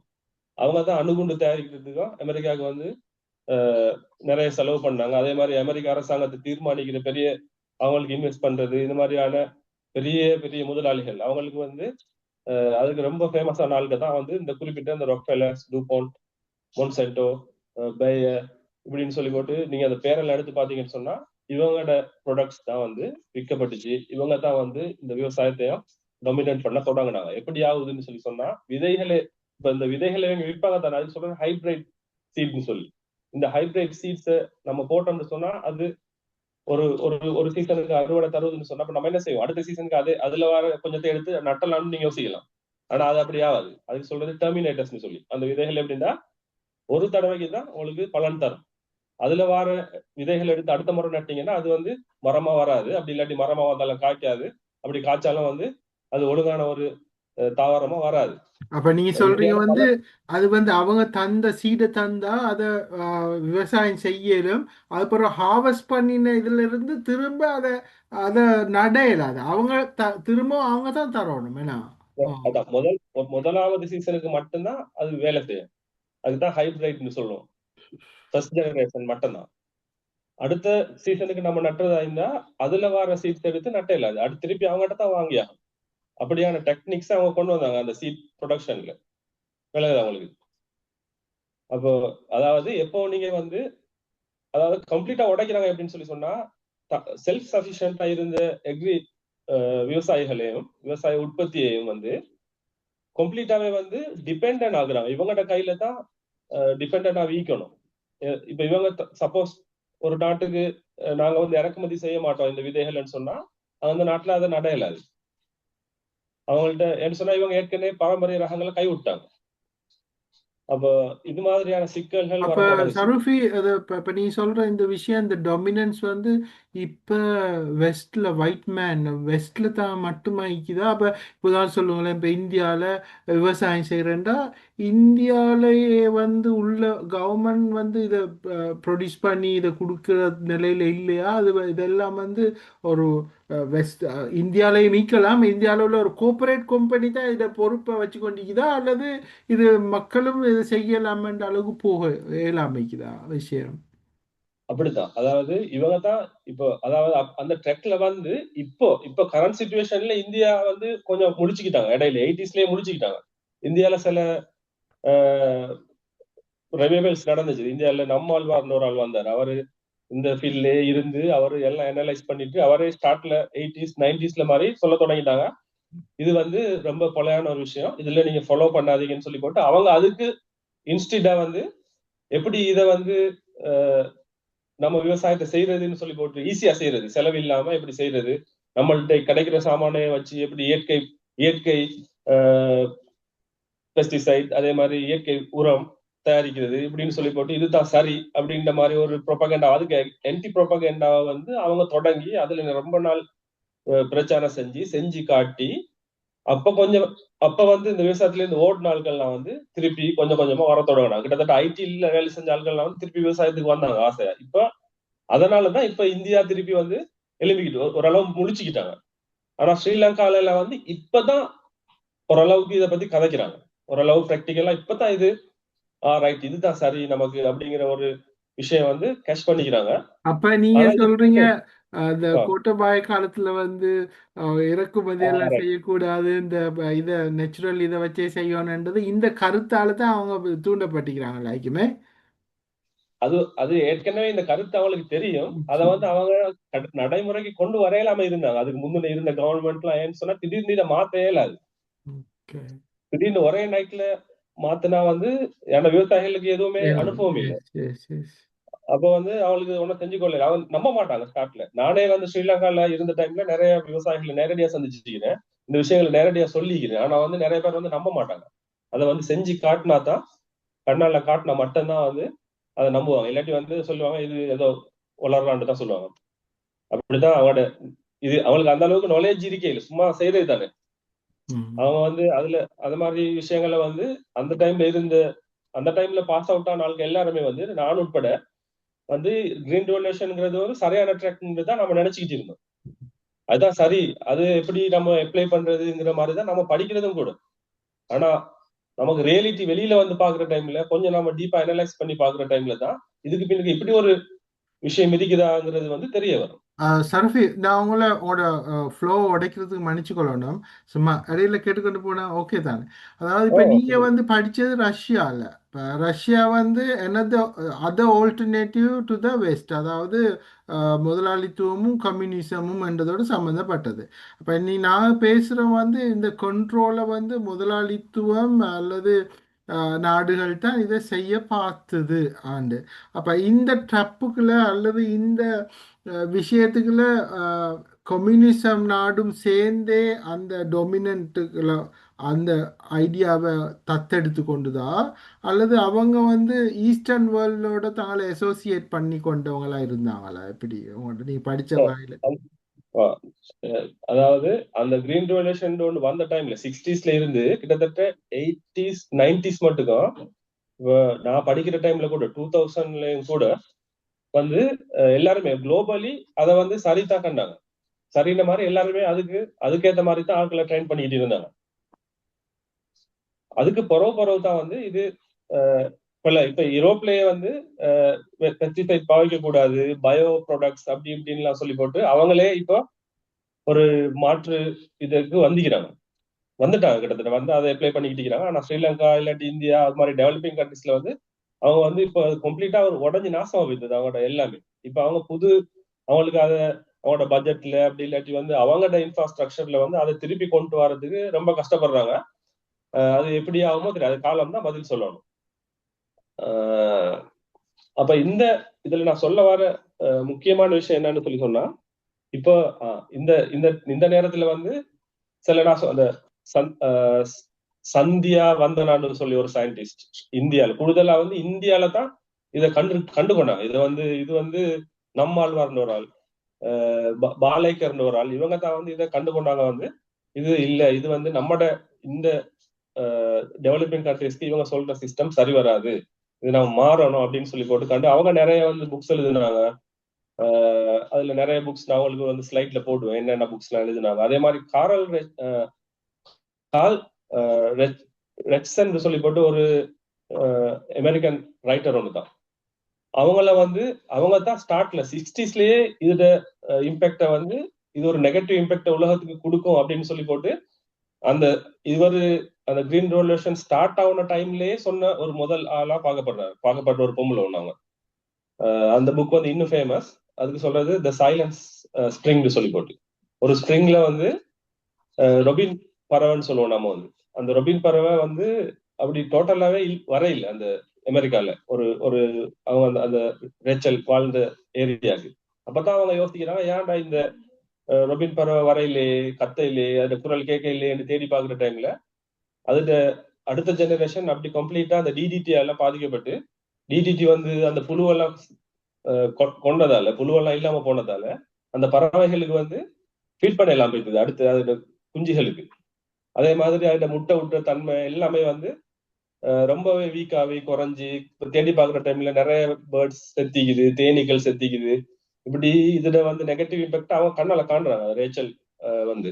அதுக்கப்புறம் தான் அவங்க ஒரு புக் எழுதுறாங்க வந்து த சைலன்ஸ் சம்மர்னு சொல்லி போட்டு 1962ல வந்து அவங்க பப்ளிஷ் பண்ணிக்கிறாங்கன்னு நினைக்கிறேன். அதோட இம்பாக்ட் அதுதான் வந்து ஸ்டார்ட்டை கொடுத்துச்சு. இது வந்து ஒரு கொலையான ஒரு விஷயமா போகுதுங்கிறதுக்கு ஒரு ஒரு ஒரு அறிவு ஒரு ஒரு ஒரு சிக்னலை தந்த ஒரு புக். இப்ப நான் அதில் நம்ம இப்ப நம்ம விஷயத்துக்கு ஒரு என்னன்னு சொன்னா, இப்ப இந்த கிரீன் ரெவல்யூஷன் டெக்னிக்கை பயன்படுத்தி அந்த பீரியடை பயன்படுத்தி என்ன செஞ்சாங்கன்னு சொல்லி சொன்னாங்க. அப்ப நான் சொன்ன இந்த கோஆபரேட்ஸ், அதாவது இந்த உலகத்தை வந்து அவங்களோட கண்ட்ரோலுக்குள்ள தான் வச்சிருக்கணும் அப்படின்னு நினைக்கிற எல்லா வகையிலையும் அரசியல் ரீதியா போனீங்கன்னா இவங்களுக்கு நிறைய பங்குக்குது, இந்த முதலாளிகளுக்கு நிறைய பங்குக்குது. அவங்களுக்கு வந்து லாபம் மட்டும் தான் குறிக்கோள். மற்றபடி உலகத்துல எக்காலஜி வேஸ்ட் இதாகனால பிரச்சனை இல்லை, மக்கள் செத்தாலும் அவங்களுக்கு பிரச்சனை இல்லை, இல்லாட்டி வேற வேற நோய்கள் புதுசா வந்தாலும் அவங்களுக்கு காசு மட்டும் வந்தா ஓகே. கிட்டத்தட்ட சியோனிஸ் ஐடியாலஜி மாதிரி தான். அது மாதிரி ஒரு ஐடியாலஜி உள்ள ஆளுக்கு என்ன செஞ்சாங்கன்னு சொல்லி சொன்னா, அவங்க அடுத்தது யோசிச்சாங்க வந்து இது வந்து நான் சொல்ல போற விஷயம் வந்து நிறைய பேருக்கு தெரியாது. என்னன்னு சொன்னா, உலகத்துல வந்து சீட் வந்து நம்ம வந்து ப்ரிசர்வ் பண்ணணும் அப்படிங்கிற ஒரு விஷயத்த வந்து அவங்க ரகசியமாவே செஞ்சாங்க. இது வந்து இப்போ கிரீன் ரெவல்யூஷன்லாம் வந்து ஓப்பனா ப்ரொபகண்டா வந்த மாதிரி வரையில. இது வந்து ரொம்ப ரகசியமா 2000க்கு போறோம் கிட்டத்தட்ட ஒரு 10 இயர்ஸா கஷ்டப்பட்டு அவங்க வந்து அவங்களுக்கு அந்த ஸ்லைட்டை போட்டு அவங்களுக்கு விளங்கும். கிட்டத்தட்ட ஜேம்ஸ் போன் படத்துல வர மாதிரி தான் இருக்காது. ஜேம்ஸ் போன் படத்தை பாக்குறவங்களுக்கு தெரியும். வில்லன் வந்து எப்படி எங்கடைக்கு லீப்பாருன்னு சொல்லி அவரை ஒரு மெதக்கிற ஐஸ்பர்க் மாதிரி இருக்கும். உள்ளுக்கு போய் பாத்தீங்கன்னு சொன்னா ஒரு சப்மரைன் நிற்கும், இல்லாட்டி அதுக்குள்ள தான் அவர் ஒளிஞ்சிப்பாரு, இல்லாட்டி ஒரு லேக் ஒன்று நிற்கும், அதுக்குள்ள ஒண்ணு நிற்காது, அதை தேடிட்டு போவாரு போன் கடைசி மட்டுக்கும். அப்ப அது மாதிரியான ஒரு ஆர்டிக் வட்டத்துக்குள்ள, ஆர்டிக் வட்டத்துல இருந்து பியாண்ட் ஆர்டிக் 13,000 கிலோமீட்டர்ஸ்ல கிட்டத்தட்ட அங்க போவே இல்லை அது யாருக்குமே. அதுல ஒரு ரொக்குக்கு உள்ளுக்கு ஒரு ஃபுல்லா ஐஸ், அதுல ரொம்ப வெரி ஃபியூ பாப்புலேஷன் தாங்க வாழ்றாங்க. அந்த இடத்தை செலக்ட் பண்ணி அதுக்குள்ள வந்து இப்ப வந்து உலகத்துல இருக்கிற எல்லா வகையான விதைகளையும் வந்து ப்ரிசர்வ் பண்ணிக்கிட்டு இருக்கிறாங்க. இப்ப கிட்டத்தட்ட இப்ப நான் கதைக்கிற இந்த 2025 ஆகிற டைம்ல அவங்க வந்து 60%க்கு மேற்பட்ட விதைகளை, உலகத்துல இருக்கிற விதைகளை அங்க ப்ரிசர்வ் பண்றாங்க. அந்த இடம் எப்படி இருக்குதுன்னு சொன்னா, எந்த அணுகுண்டு அடிச்சா அதை உடைக்க இல்லாது அப்படித்தான் அவங்க சொல்றாங்க. யாருக்கும் ஒரு மிலிட்டரி வைஸோ இல்லாட்டி யாருமே போயிட்டு திடீர்னு அதை பிடிக்கிறதோ இல்லாட்டி வந்து அதை உடைக்கிறதோ அழிக்கிறதோ எடுக்கிறதோ இயலாது. அப்படி ஃபுல் செக்யூரிட்டியா, இல்லாட்டி யாராவது ஒருத்தர் தனியே போனா அங்க இருக்கிற காட்டு விலங்குனா பனிக்கரடி, இந்த மாதிரி பனியில வாழ்ற விலங்குகளே அவனை கொன்றவங்க மாதிரியான ஒரு தட்டை தண்ணியா ஒரு சும்மா சின்ன ஒரு உங்களுக்கு ஒரு கதவு தான் விளங்கும். ஆனா அதுக்குள்ளுக்க வந்து ஒரு பெரிய ரொக்கிக்குது.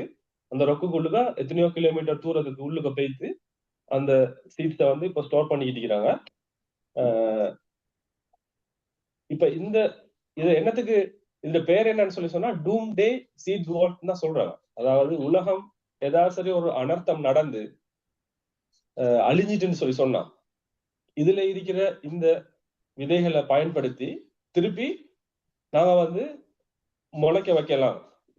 தானியங்களை திருப்பி உருவாக்குறதுக்கு ஒரு அடிப்படை ஒண்ணு தேவை தானே. அது அவங்க விதைகளை நினைச்சு அந்த விதைகளை வந்து அவங்க ஸ்டோர் பண்ணிக்கிட்டீங்க அப்படின்னு சொன்னா என்ன அர்த்தம்னு சொன்னா அவங்க இதுக்கு வந்து இன்வெஸ்ட் பண்ணிக்கிறது முக்காவாசி வந்து இந்த நான் சொன்ன இந்த முதலாளிகள் தான். இப்ப வந்து கொஞ்சம் இதுல டீடைல்ஸ் கொஞ்சம் வெளியில வருது. ஆனா இது தயாரிக்கப்படுற டைம்ல வந்து வெளியில வரவே இல்லை. இப்ப என்ன சொல்லிட்டாங்கன்னு சொன்னா இது வந்து ஃபுல்லா நோவேஜியன் கவர்மெண்ட் தான் இது கண்ட்ரோல் பண்ணுது அப்படி இப்படின்னு சொல்றான். யாருக்கும் இதுல விதை வைக்கிற ஆட்களுக்கு தான் திருப்பி எடுக்கலாம்.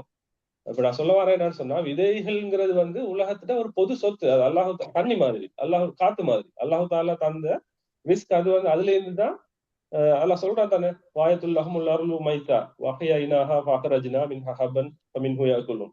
இறந்த பூமி உங்களுக்கு ஒரு சான்று. அதை நாங்க வந்து அது விதைகள்ல இருந்து திருப்பி முளைக்க வைக்கலாம்னு அல்லாஹ் சொல்றான். அது எப்படி திருப்பி உசுறு பெற்று வருவதுன்னு நீங்க பார்க்க இல்லையா? அதுல உங்களுக்கு ஒரு அத்தாட்சியை நான் வச்சுக்கிறேன் சூரா யாசின்ல சொல்றான். அப்போ இது மாதிரி இந்த உலகம் இல்லாம உலகத்துல ஏதாச்சும் ஒரு பெரிய கட்டாஸ்ட்ரோஃப் ஒண்ணு நடக்க அவங்க எதிர்பார்க்கறாங்க. அப்படி ஒரு டைம் வந்தா அந்த டைம் வர டைம்ல முற்று முழுதா உணவு தேவைன்னு ஒண்ணு வார டைம்ல உலகத்துல வந்து இவங்கள்ட்ட தான் அந்த சீட்ஸ் அவ்வளவுமே இருக்குது திருப்பி ரீஸ்டார்ட் பண்றதுக்கு. அப்படியான ஒரு சிச்சுவேஷனுக்கு இப்ப பெய்திக்குது இந்த உலகம். இப்ப இவங்க வந்து இப்ப சொல்றாங்க. இதை வந்து நிறைய பேர் அடிக்கடி கேள்வி கேட்டாங்க. சில பேர் நிறைய புக்ஸ் எழுதினாங்க. சில பேர் வந்து அடிக்கடி இன்டர்நெட்ல அதுல இதுல கொஞ்சம் ஓரளவு இதை பத்தி பேச வார நேரத்துல இவங்க இப்ப வந்து இதை பத்தி கொஞ்சம் கொஞ்சம் டீட்டெயில்ஸ் தராங்க. அதாவது இதுல வந்து யாரு சீட்ஸை வைக்கணுமோ அவங்களுக்கு திருப்பி எடுக்கலாம். இது ஒரு அதாவது இது வந்து பொது சொத்து. இப்ப ஒரு தனியார் சொத்து மாதிரி இது ஆவிக்குது. சரியா? இதை நாம வந்து நோட் பண்ணிக்கொள்ளணும். உலகத்துல வந்து கிட்டத்தட்ட 2/3 பங்கு விதைகள் வந்து ஏற்கனவே ஸ்டோருக்குள்ள போயிட்டு. அப்ப அவங்க என்ன எதிர்பார்க்கறாங்கன்னு சொன்னா அப்ப என்ன இதை வந்து சருஃபி அது தெளிவில்லாம இந்த விதைகள் எல்லாம் இப்ப இங்க எல்லாம் மீக்குது தானே. அப்ப அவங்க ஸ்டோருக்குள்ள பெய்த்துதுண்டா என்னத்தை மீன் பண்றீங்க? அதை எல்லாம் சரியா புரியுது இல்ல. இப்ப விதைகள் இருக்குது, எல்லாம் மீக்குது, எல்லாம் மீக்குது. அப்ப நீங்க சொல்றீங்க ஒரு நாளைக்கு அனர்த்தம் கொண்டு வரும், அப்ப எல்லாம் அழிஞ்சு போகும், அப்ப அவங்கள்ட்ட தான் அந்த மூலம். அப்ப அவங்க அழிகிறதுக்கும் கூட ஒரு பிளானிங் இருக்கும் அவங்கள்ட்ட. அப்ப அதான் 3 விதைகள்டா அப்ப இப்ப எல்லாம் விதைகள்லாம் மீக்கி தானே. இப்போ நாங்களும் ஒன்று அப்படி ஒன்றை செஞ்சு கொள்றது தானே, அப்படி சேவ் பண்றது தானே. அந்த விழிப்புணர்வை தான் நான் எதிர்பார்க்கிறேன். நம்ம எல்லாம் யோசிக்கணும் வந்து இப்ப நமக்கு இப்படி ஒரு சிச்சுவேஷன் வந்தா நம்ம எப்படி திருப்பி நம்ம ரிஸ்டோர் பண்ணிக்கலாம். அதாவது நான் சொல்றேன் வந்து என்னன்னு சொன்னா இப்ப இந்த பாரம்பரிய இந்த நான் சொன்ன குதிர்கள்லாம் இல்லாம போயிடுது. விதைகளை சேமிக்கிற பழக்கம் எல்லாம் இல்லாம போயிடுது. இதுகளை வந்து நம்ம வந்து நம்மளோட அடுத்த ஜெனரேஷனுக்கு சொல்லி கொடுக்கணும். இந்த உணவு எங்க இருந்து வருதுங்கிறத வந்து நம்ம சொல்லி கொடுக்கணும். இப்படி ஒரு ஆபத்து இருக்குதுங்கிறத சொல்லி கொடுக்கணும். இந்த மாதிரி விஷயங்கள் நாம வந்து நம்மளோட அடுத்த ஜெனரேஷனுக்கு சொல்லி கொடுக்கணுங்கிற ஒரு எண்ணத்துலதான் நான் வந்து இதை சொல்றேன். இதை சரஃபி அதாவது இன்னும் இதுட உள்ளார்ந்த கஃபடம், உள்ளார்ந்த எண்ணம் இதை விட ஆழமா தேடப்படணும் மாதிரி நினைக்கிறேன்டா. இப்போ முழு உலகத்தையும் அழிச்சா மனுஷன் இல்லையே. அதுக்கு பிறகு சாப்பாடு மட்டுமல்லையே அழியும் உலகம். எல்லா மரங்கள்லாம் அழிஞ்சு மனுஷனும் அழிஞ்சு எனக்கு அதுக்கு பிறகு அந்த விதையிட பயன்பாடு அது இதை கற்பனை பண்ணி இதை செய்கிறாங்கன்றத ஒரு இன்னும் கொஞ்சம் இதை அந்த அந்த பயங்கரத்தை அந்த கன்ஸ்பிரசியை கொஞ்சம் சொல்ல இயலுமா உங்களுக்கு? ரைட். இதை வந்து நான் எப்படி பாக்குறேன் அப்படின்னு சொன்னா இதுல எனக்கு வந்து ரொம்ப லேசா இப்ப இதை நிறைய பேரை வந்து அப்படித்தான் சொல்றாங்க. அதாவது உலகத்துல வந்து ஒரு விஷயத்த விளைய கொள்ளணும் என்னன்னு சொன்னா உலகத்துல வந்து அழியோன்னு தான் இல்லை. சரியா? உலகத்துல வந்து உருவாக்கப்பட்ட பஞ்சங்கள் எடுத்து பாத்தீங்கன்னு சொன்னா நான் இந்த ஸ்லைட்ஸ் வச்சுக்கிறேன் உங்களுக்கு தரேன். இந்தியால நடந்த பஞ்சம், இந்தியால வந்த பஞ்சம்னு சொல்லுவாங்க, வங்க பஞ்சம்னு சொல்லுவாங்க. நீங்க பாத்தீங்கன்னு சொன்னா நம்ம கண்ணால பாக்கல அந்த போட்டோஸ் எல்லாம் வந்து அப்படி ஆட்க வந்து மெலிஞ்சி எலும்பு கூடாவி அப்படி இந்திக்கிறாங்க. அந்த பஞ்சங்கள்லாம் வந்து இயற்கை அனர்த்தங்களால உருவாகின பஞ்சம்னு தான் நம்ம நினைச்சுக்கிட்டு இருக்கிறோம். அதே மாதிரி உங்களுக்கு அமெரிக்கால இல்ல ஆப்பிரிக்கால சோமாலியா இல்லாட்டி வந்து சூடான் அப்படின்னு காட்டுவாங்க தானே. அதுல அந்த மெலிஞ்சியா மல் நியூட்ரிஷன் ஆகி குழந்தைகள் நினைப்பாங்க. இது மாதிரியான இந்த சீனெல்லாம் வந்து நம்ம நினைச்சுக்கிட்டு இருக்கிறோம், ரைட் அங்க வந்து உணவு உற்பத்தி ஆக இல்லை, இல்லாட்டி அங்க தண்ணி மழை பெய்ய இல்லை, இதாலதான் அவங்க அப்படி இருக்கிறாங்க அப்படின்னு தான் நம்ம நினைச்சுக்கிட்டு இருப்போம். ஆனா அது இல்லை உண்மை. உலகத்துல எல்லாருக்கும் உணவிக்குது. ஆனா இதெல்லாம் செயற்கையா உருவாக்கப்பட்டு செயற்கையான பஞ்சங்கள்னு தான் இப்ப கண்டுபிடிச்சிக்கிறாங்க. நிறைய ஆட்கள் வந்து சொல்றது என்னன்னு சொன்னா, இப்ப இந்தியால வந்த பஞ்சம் கிட்டத்தட்ட கிட்டத்தட்ட 1 லட்சம் பேருக்கு மேல, சாரி 1 மில்லியன் நினைக்கிறேன், 3 மில்லியன் அப்படி ஒரு பெரிய ஒரு பாப்புலேஷன் வந்து பஞ்சத்துல அடிபட்டு நிறைய பேர் 1 லட்சத்துக்கு மேல ஆளுக்கு செத்துக்கிறாங்க. ஆனா ஒரு வெள்ளைக்காரன் கூட சாவையில்லை. அப்படியா? வெள்ளைக்காரன் அதாவது இந்திக்கிறாங்க. எனக்கு கேள்வி, அதாவது அந்த பஞ்சத்தை வேற மாதிரி சொல்லணும் மாதிரிக்கும் 45ல இப்போ நடந்த பஞ்சம், அதாவது அப்ப அவங்களோட உணவு எல்லாத்தையும் கொண்டு போயிட்டு அந்த ரெண்டாம் உலக யுத்தம் நடந்து கொண்டிருக்கும் போது அந்த அந்த அவனோட கண்ட்ரோல்ல, இந்த இந்தியா அவனோட கண்ட்ரோல்ல இருந்ததால அவங்க அந்த அந்த உணவை எல்லாத்தையும் வந்து இந்த சோல்ஜர்ஸுக்கு கொடுக்கறதுக்காக எல்லாத்தையுமே எடுத்துட்டு போயிட்டாங்க வின்ஸ்டன் சர்ச்சில்ட காலத்துல. அப்போ ஒப்வியஸ்லி ஆளும் வர்க்கம் அந்த வெள்ளைக்கார பேலஸ் அவன்கிட்ட சாப்பாடு வச்சுப்பான். அப்போ மக்களுக்கு வந்து சாப்பாடு விற்கல. அப்போ அதை ஒரு ஒரு கன்ஸ்பிரேட்டரி அமைப்பில் சொல்கிறத விட அந்த நீங்கள் எத்தியோப்பியாலெல்லாம் சொல்லச்சில எனக்கு விளங்குதுன்றா, நான் இங்கே எங்கள் ஃப்ரெண்டும் நிற்கிறாரு இங்கே என்னுடைய, அவர் வந்து கம்ப்யூட்டரோட நல்ல சம்மந்தப்பட்டவர். அது அவர் வேறு புலமைகளும் அவர்கிட்ட இருக்குது.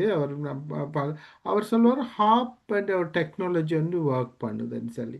அதாவது ஹாப் அண்ட் டெக்னாலஜின்னா மழை பெய்ய வைக்கிறது, மழையை கண்ட்ரோல் பண்ணுறது, ஈவன் அந்த இது என்ன சுனாமியை கூட இப்போ ஏற்படுத்துகிற ஒரு டெக்னிக் வந்து ஒரு சயின்ஸ் வந்து வெஸ்ட்டுட்ட இருக்குதுன்னு அவர் சொல்கிறார். அதை எனக்கு ஷுவராக எல்லாத்தையுமே அப்படி பார்க்க இயலாது. ஸ்ரீலங்காவுக்கு வந்த சுனாமி கூட ஒரு சப்மெரைனால் உருவாக்கப்பட்ட ஒரு ஹாப்போ சம்திங் ஒரு மேன்மேட், அதாவது குறிப்பாக ஹெய்ட்டியில் வந்த சுனாமி வந்து ஒரு மேன்மேட் ஒரு வெடிப்பால் உருவாக்கப்பட்டது தானேன்னு அவர் சொல்லுவார். அப்போ நீங்கள் சொல்கிற மாதிரி பஞ்சங்கள் வந்து தன்னால் அப்படி நேச்சுரலாக வந்துடும் இல்லை, மனுஷனே உருவாக்கி அதை ஏற்படுத்தி இந்த டிபெண்டன்சியை உருவாக்கலாம்ன்றது தான் நீங்கள் சொல்ல வாரீங்க. அப்படிதான் நான் சொல்றேன். ம். அதாவது எப்படி இப்போ கூடுதலா ஆயுதம் அணு ஆயுதத்துக்கு பயப்படுறாங்க தானே மக்கள். மக்கள்லாம் ஒரு இன்னொரு நேஷன் ஒண்ணு பயப்படுது தானே. அதே மாதிரி இப்போ இந்த இந்த ஸ்வல்பார்ட் இந்த உணவு ரிசர்வ் உணவு பஞ்சம் ஒண்ணு உருவாக்கப்பட்டா உணவு யார்கிட்ட கைவசம் இருக்குதோ, அதாவது உணவுக்கான அந்த மூலம் யார்கிட்ட கைவசம் இருக்குதோ அவங்க அவங்க சொல்றத உடனடியா கேட்டே ஆகணும், அடிபணிஞ்சு ஆகணும். அது அடிபணிகிறதுக்கான ஒரு ஆயுதமா இவங்க எதிர்காலத்துல பயன்படுத்துறதுக்கான முழு வாய்ப்பும் இருக்குது. அதுதான் நான் சொல்றேன். அதாவது இது வந்து பொது சொத்து. விதைகள்ங்கிறது வந்து ஒரு பொது சொத்து. யாருக்கும் ஆக்சஸ் தானே. யாரும் தண்ணி கேட்டா கொடுத்துதான் நம்ம ஆகணும். யாரும் காத்த வந்து என்னன்னு சொல்லல. அப்ப விதைகளை வந்து நீங்க எப்படி ஒரு குறிப்பிட்ட பிரைவேட் கோஆபரேட்ஸ் வந்து எப்படி நீங்க அதை வந்து உங்களோட ஒரு ப்ராப்பர்ட்டி ஆக்கி கொள்ளுவீங்கிற ஒரு கேள்வி நிறைய பேர்ட்ட இருக்குது. சரியா? அப்படி பாக்குற டைம்ல எப்படி ஆகுதுன்னு சொன்னா அந்த நேட்டோ இது வந்து ஒரு ஓப்பையா மாதிரி ஆகுது. இதுல நீங்க பாத்தீங்கன்னு சொன்னா நோர்வேஜியன் கவர்மெண்ட், அமெரிக்கன் கவர்மெண்ட், அதே மாதிரி ரஷ்யன் கவர்மெண்ட், இல்லாட்டி வந்து நேட்டோங்கிற பேரை அடிபடுது. நேட்டோ கண்ட்ரிஸ் இவங்களுக்கு தான் இதுல வந்து பில் அண்ட் மெலிண்டாட கேட்ஸ் ஃபவுண்டேஷன், ராக்ஃபெல்லர்ஸ், மொன்சாண்டோ இவங்களோட இன்வெஸ்ட்மெண்ட் தான் இதுல கூட இருக்குது. அப்போ வந்து பாக்குற டைம்ல அவங்க வந்து நாங்க மத்த கண்ட்ரிஸுக்கு தரமாட்டோம்னு சொன்னா ஒண்ணும் செய்யலாது. அப்படி அதை உடையலாதுங்கிறத நம்ம விளங்கி வச்சுக்கணுங்கிறத நான் சொல்றேன். அது வந்து ஒரு பொது சொத்தை ஒரு தனி ஆளுக்க வந்து உரிமை கொண்டாடுறது வந்து மிகப்பெரிய தவறு. அது உலகமே கேட்கணும் கேள்வி, ஆனா யாருமே கேட்க போறது இல்லை. அதை நம்ம விளங்கி கொள்ளணும். அப்படித்தான் இந்த உலகம் பேத்துக்கிட்டீங்க. அதாவது நீங்க அப்போ இப்படி சொல்லும்போது இது ஒரு கன்ஸ்பிரசி மாதிரி இருக்குது. அதாவது கிட்டத்தட்ட ஏன் கேட்க போறது இல்லை, ஏன் சைனா கேட்க கூடாது, ஏன் இந்தியா கேட்க கூடாது? இவங்கெல்லாம் இப்ப ஆப்போசிட். அதாவது இவங்களோட அராஜகத்தை, அவங்கள்ட்ட பிழையான நடைமுறைகளை விளங்கி கொண்டு கொஞ்சம் சீர்திருத்தி. இப்ப சைனா வந்து 100 பில்லியன் சம்திங் பில்லியன் பாப்புலேஷன். அப்ப அவங்கள இந்த மாதிரியான இதுக்கான ஆல்டர்னேட்டிவ் மெஷர்ஸ் அவங்க எடுத்திருக்கிறாங்களா என்ன நீங்க விளங்கிக்கிறீங்க? right. அது நல்ல கேள்வி. அது உண்மையிலேயே வந்து சைனா இப்ப இதை உணர்ந்து கொண்ட ஆளுக்க, விளங்கி கொண்ட ஆளுக்க வந்து கட்டாயமா வந்து இதுக்கு அவங்க இதுக்குள்ள போயிட்டு சண்டை பிடிக்காம, இல்லாட்டி வந்து இதுக்குள்ள கேள்வி கேட்டு அவங்க இதாகாம அவங்க அதுக்கு ஒரு ஆல்டர்னேட்டிவ தேடி போவாங்க. அது கட்டாயமிக்கும் அப்படி. அது எங்களுக்கு தெரியாது என்ன நடக்குதுன்னு சொல்லி போட்டு. ஆனா சைனா கிட்ட எல்லாம் இதுக்கு ஒரு ஆனா சைனா வந்து இந்த சொல் பாட்டு கிட்ட ஒரு லேண்ட் வாங்க போன டைம்ல அவங்க அதை ரிஃப்யூஸ் பண்ணிட்டாங்க. அவங்களுக்கு விற்கல. அப்படியெல்லாம் மிக்குது. அஹ் அதால சைனாவில வந்து அலர்ட் ஆகிப்பாங்கிறது தான் என்னோட கருத்து. அது நம்மள கொஞ்சம் அலர்ட் ஆகி கொள்ளணும். பர்சனலி இந்த விஷயங்கள் தெரியாது நிறைய பேருக்கு. அதை தெரியப்படுத்துறது தான் என்னோட முக்கியமான நோக்கம். யார் சொன்னா நம்ம வந்து இதை ஒரு பெரிய ஒரு இஷ்யூவா எடுத்துக்கொள்றேன் இல்லை. எல்லாரும் வந்து இப்ப ஒரு இப்ப எங்கோ இப்ப கிட்டத்துக்குள்ள இல்லை, நான் வந்த டைம்ல சொல்லுவாங்க வந்து சுவிஸ்ல வந்து ஒரு ஸ்கூலுக்கு போன ஒரு 5 வயசோ 6 வயசோ ஒரு பிள்ளைகிட்ட பால் எங்க இது வருவதுன்னு கேட்கும். கஃபூர்ல இருந்து வருவது என்று சொல்லிச்சுதான் அந்த புள்ள. அதாவது அந்த பிள்ளைக்கு தெரியாது மாட்டுல இருந்து வருவதுன்னு சொல்லி போட்டு. எங்களுக்கு அது ஒரு சின்ன விஷயமா இருக்கல. நாங்க கண்ணால கண்டு எங்களுக்கு அந்த எங்களோட வயசுல நாங்க சொல்றோம். ஆனா அது மாதிரிதான் நாங்க பிள்ளைகளை எங்களோட அடுத்த ஜெனரேஷன் நாங்க வளர்க்குறோம். என்னன்னு சொன்னா அவங்களுக்கு வந்து இது படிங்க அதை படிங்க, இது இது செய்யுங்க அது செய்யுங்க, குரான் ஹதீஸ் இப்படி இந்த விஷயங்களுக்கு முக்கியத்துவம் கொடுக்குறோம். ஆனா இந்த விஷயத்த விட்டுடுறோம். நான் சொல்றேன் இதுக்கு நம்ம வந்து இந்த மாதிரி விஷயங்கள்லாம் வந்து நமக்கு இம்பார்ட்டன்ட், இது முக்கியம். இந்த ஒரு இப்படி ஒரு விஷயத்த கொண்டு வந்து வச்சாங்கன்னு சொன்னா நம்மளோட எல்லாமே பேய்த்திடும். நம்ம எந்த இது இருந்து நமக்கு பசி வந்தா பத்தம் பறந்துடும். தஜ்ஜால் அதை தான் யூஸ் பண்ண போறாரு. இப்ப எனக்கு வந்து இதை பாக்குற டைம்ல பெரிய ஒரு ஆச்சரியமா இருக்கல. யான்னு சொன்னா எனக்கு இந்த ஹதீஸ் தான் டக்குன்னு நினப்புக்கு வந்துச்சு. அப்படின்னு சொன்னா தஜ்ஜால் வரத்தானே போறான் எப்படியுமே எதிர்காலத்துல. தஜ்ஜால் வர நேரத்துல உணவு இருக்காது உலகத்துல. அப்ப உலகத்துல அவன் அந்த டைம்ல வந்து உணவை தான் கொண்டு வருவான், ரொட்டியை கொண்டு வருவான். இது அப்படின்னு தான் வருவது. உணவை கொண்டு வந்து என்னை நம்புற ஆட்களுக்கு நான் தருவேன்னு சொல்றான். அப்போ சாப்பிட்டு பசியில இருக்கிற ஆளுங்க வந்து ஆட்டோமேட்டிக்கா என்ன செய்வாங்க, உறுதி இல்லாத ஆளுக்கு அவனுக்கு பின்னுக்கு போதான் போறாங்க. அப்போ அது வந்து சிம்பிளா வேலை. அப்ப இது வந்து எப்படியோ ஒரு கட்டத்துல வந்து ஒரு குரூப் கூட கையில தான் போய் சேர போகுது மொத்த உணவு உற்பத்தியுமே வந்து. அதை அப்படிதான் நான் அதை நல்லா விளங்கி. அதை நல்லா பார்த்துட்டோமே. இப்ப இஸ்ரேல் வந்து பெரிய ஒரு ஆயுதமா பயன்படுத்திட்டானுங்களே. அதை வந்து ரைட். சாப்பாட்டை கண்ட்ரோல் பண்றானோ, தண்ணியை கண்ட்ரோல் பண்றானோ, எலக்ட்ரிசிட்டியை கண்ட்ரோல் பண்றானோ. உலகத்துல இப்படி ஒரு நடக்க இல்லையே, நாங்க பார்த்ததுல. மாடர்ன் ஓஃபேர்ல இதை பார்க்க இல்லையே. இப்படி கண்ட்ரோல் பண்ணி சாகடிக்க பார்த்தாங்க. ஏன்னா அப்ப இந்த டிஸ்கஷன்ல இருந்து நாங்க தெரிய வர ஒரு பெரிய ஒரு விஷயம் தான் சரோஃபி. அதாவது இந்த நீங்க சொன்ன மாதிரி மொன்சென்டோ, அடுத்தது அடுத்தது பைரன், ராக்ஃபெல்லர், ராக்ஃபெல்லர், ராக்ஃபெல்லர், இவங்கெல்லாம் டுபாண்ட். வந்து ஒரு பிளானிங் ஒன்று போட்டாங்க. ஒரு கண்ட்ரோல் ஒன்று எடுக்கிறதுக்கு க்ரீன் ரெவல்யூஷன் வழியால் ஒரு பெரிய ஒரு உலகத்தோட கண்ட்ரோலையே ஃபுட் வழியால் எடுக்கிறதுக்கு பார்த்தாங்க. அதில் அது நியாயமான அளவுக்கு அவங்க அதனூடாக உழைச்சி கொண்டாங்க. அதனோட உலகத்தையும் கரப்ட் பண்ணினாங்க, உலகத்தையும் அழிச்சிக்கிறாங்க, டிபெண்ட் ஆக்கிக்கிறாங்க. ஆனால் அல்லாட நாட்டத்தால் வந்து அது எப்போவுமே ப்ரெஸ் அண்ட் கோல்ஸ் நடந்து கொண்டு தானே இருக்குது. அல்லாட நாட்டத்தால் அதிலிருந்து அதை விளங்கி மனுஷர்கள் வெளியே வந்துட்டாங்க, வெளியே வர்றதுக்கான முயற்சி செய்கிறாங்க. அப்போ அந்த அந்த க்ரீன் ரெவல்யூஷன், அந்த உலகத்தை கண்ட்ரோல் பண்ணுற அந்த அந்த ஸ்டெப், அந்த ஃபுட் வழியால் கண்ட்ரோல் பண்ணுற அந்த ஸ்டெப் வந்து கொஞ்சம் வளவளத்து போய் கொண்டிருக்குது. இந்த பின்னணியில் இன்னொரு ஸ்டெப், அட்வான்ஸ் ஸ்டெப் ஒன்று எடுக்கிறாங்க. இந்த சீட்ஸ் எல்லாம் ஏதோ செஞ்சு அதை அதை இன்னொரு வழியால் இன்னொரு ஒரு கண்ட்ரோலிங் மெக்கானிசத்தை பிளான் பண்ணுறாங்க என்று தான் நீங்கள் சொல்ல வாரீங்க இல்லையா? ம். ம். அது ஒரு வார்ஃபேரா தான் போகுது எதிர்காலத்துல. அந்த சொல்பாட் யாரு எந்த நேஷன்ஸுக்கு கண்ட்ரோல் ஆகுதோ அது அவங்க அப்படித்தான் வச்சுக்கிறாங்க. அது யாருக்குமே நெருங்கல, அது எந்த வகையிலும் அழிக்கல. அப்ப அதுல ஒரு அது வந்து அவங்க பயன்படுத்துவாங்க எதிர்காலத்துல தேவைப்பட்டால் ம். அடி பண்ணி வைக்கிறதுக்கு. இல்லாட்டி வந்து அவ இப்படித்தான் இந்த மாதிரி விஷயங்களுக்கு ஓஃபையா இருக்கு சொல்லி போட்டு ஒரு பெரிய ஒரு சந்தேகம் இருக்குது. இன்னொரு விஷயம் கடைசியா நான் சொல்ல விரும்புறது என்னன்னு சொன்னா, இந்த மாதிரி அது தொடங்கினேன் அதாவது இப்போ எனக்கு தெரிஞ்ச வகையில வந்து ஜப்பான்ல எல்லாம் வந்து ஒரு ஃபர்ஸ்ட் இயர் முதலாவது பாலர் பாடசாலைக்கு போற அந்த அந்த ஜெனரேஷனை வந்து எங்க கூட்டி போவாங்கன்னு சொன்னா எங்க நெல்லு எங்க நட்டுறாங்கன்னு அந்த இடத்துக்கு கூட்டி போவாங்க. ஸ்டார்ட்லயே கூட்டிட்டு போயிட்டு காட்டுவாங்க, அதுல பார்ட்டிசிபேட் பண்ண வைப்பாங்க, நெல் எப்படி நட்டுறது. அதுக்கப்புறம் அடுத்த அறுவடை சீசனுக்கு போவாங்க. ஜப்பான்ல எல்லாம் பெல்கனில தான் வந்து, இல்லாட்டி மொட்டை மாடியில தான் வந்து நெல் விதைக்கிறாங்க, இடம் இல்லாததால அவங்களுக்கு. அப்படி வந்து அவங்க ஒரு பெரிய விஷயங்களை செஞ்சுக்கிட்டு இருக்கிறாங்க டெக்னிக்கலா. அப்ப அந்த இடத்துக்கு வந்து அந்த பாலர் பாடசாலை குழந்தைகள் போயிட்டு அதை பாக்குறாங்க, எப்படி நெல் உருவாகுது, எப்படி ஸ்டார்ட்ல இருந்துச்சு, எப்படி புறவு வந்து அது அறுவடைக்கு தயாராகி நிறைய இதாகுது. அதே மாதிரி ரஷ்யால நான் கண்டிக்கிறேன், கிழங்கு நட்டுற சீசனுக்கு வந்து ஸ்டூடெண்ட்ஸை கூட்டி போவாங்க, சின்ன ஸ்டூடெண்ட்ஸ் கூட்டி போயிட்டு அவங்கள அதுல பார்ட்டிசிபேட் பண்ண வைப்பாங்க, கிழங்கு நட்ட வைப்பாங்க பெரிய ஃபீல்ட்ல.